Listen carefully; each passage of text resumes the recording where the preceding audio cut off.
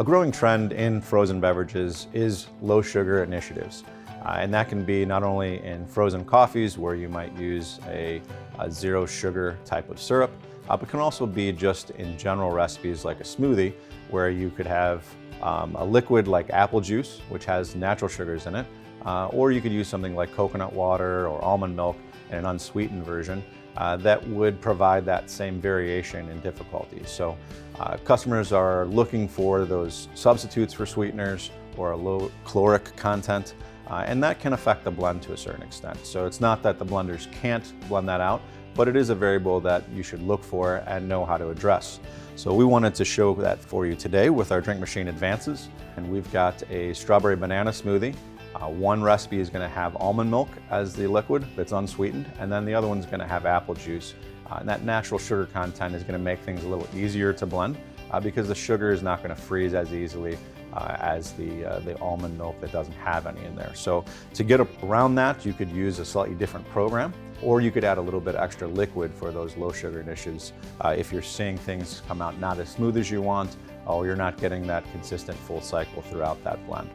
So we're gonna go ahead and demo that for you now.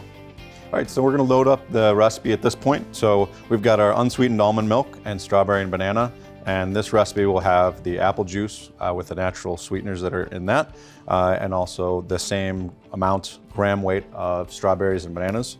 So we've got 12 ounces of liquid going into both of these. And then our frozen. We're going to run these on program 3, and this will play out in basically any blender with the side-by-side comparison. It's just knowing that the variation exists and how to deal with it.